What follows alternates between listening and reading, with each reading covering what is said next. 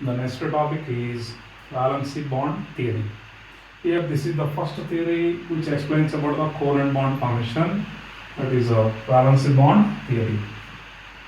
So, valence bond theory. Here, valency bond theory, what it explains? VBT. You can write as VBT also. And here, valency bond theory. If we are taking, this is also called as orbital overlapping theory. Orbital overlapping theory. Here, orbital overlapping theory.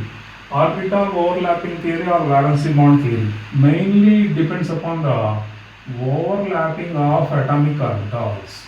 It is depending on overlapping of atomic orbitals. Here, what type of atomic orbitals involves means which contains unpaired electrons in their valence shells and which are having nearly same energy. The atomic orbitals of valence shells containing unpaired electrons overlap and forms a bond which is called as a covalent bond. And here, this overlapping of atomic orbitals may be different types, and in this generally s orbital and s orbitals are overlapping. It is called as a non-directional overlapping, and this is actually a weak bond. Non-directional overlapping will give a weak bond. Either p or d or f orbitals are overlapping, it gives a directional bond. So directional bond, and this is a strong bond. Okay. And there is another type of overlap. There is mainly two types of overlapping of these orbitals, and this one is called as a axial overlapping, and the second one is called as lateral overlapping. Here lateral, or it is also called as sidewise overlapping. Axial overlapping is also called as end-on-end overlapping. By the axial overlapping, always they form sigma bond. By the sidewise overlapping, they form pi bond. Again, sigma bond is formed, pi bond is weak. And next and important point, remember, if the n value is same, principal quantum number value or n value is same, then 2p orbitals overlapping of axial overlapping only I am telling first. 2p overlapping is always having more strength than 2p overlapping. It is more strength than 2s. Means when a bond is forming by the axial overlapping of 2p orbital, it is stronger. And if 2p orbitals are forming a bond, it is stronger than 2s overlapping. When if n value is same, here 2, all 2 are taken, means n value is same. If n value is not same,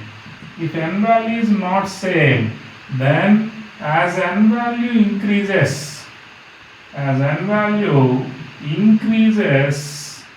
then bond strength, remember, bond strength decreases.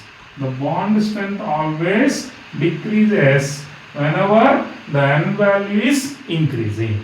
For example, if you are taking 1s and 2s, next one is 2s and 2p, and the next one is 3s and 3p. Like this, whenever the n values are different, here 1s, here 2s, here 3s. Okay, like this, whenever n values are different, then we are getting a bond strength decrease. That is basing on the n values. Okay, please remember this. And if there is a pi bond formation, here pi bond means how the pi bond is forming? By the lateral or sidewise overlapping. In a pi bond formation, what happens means then the highest or more strengthy pi bond is formed between 2p orbital, and the next one is between 2p 3d orbital, and the next one is between 2p and 3p orbital, and the next one is between 3p and 3p orbital.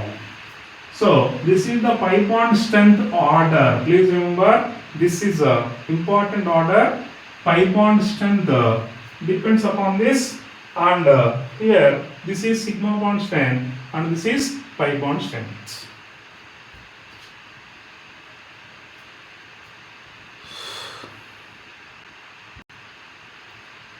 Next, the differences between sigma and pi bond.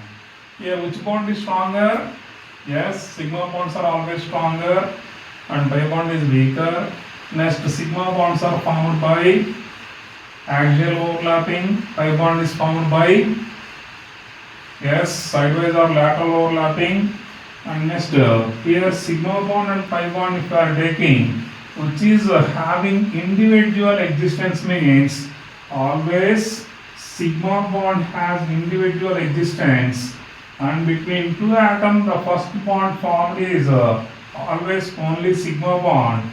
After sigma bond formation only pi bond formation occurs. It never forms directly. Pi bond will directly never formed. And very important, remember sigma bonds are formed by mainly hybrid orbitals. Hybrid orbitals, and pi bonds are formed by pure or unhybridized orbitals. Unhybridized. Here, pure or unhybridized orbitals are forming pi bonds. And there is no individual existence of a pi bond, we said, but actually one molecule is there, C2 molecule. In the C2 molecule between two carbon atoms, there is two pi bonds only. This is a very important bit. It is according to molecular orbital theory. We will explain later about this. And C2 molecule contains only two pi bonds, there is no sigma bond in it.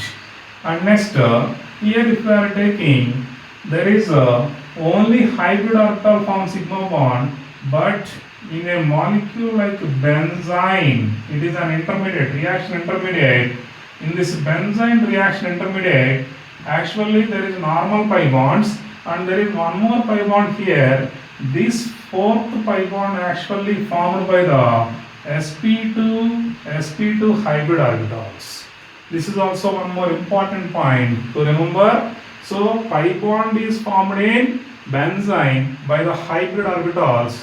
Here only pi bonds are present in C2 molecule. So that is also important bit.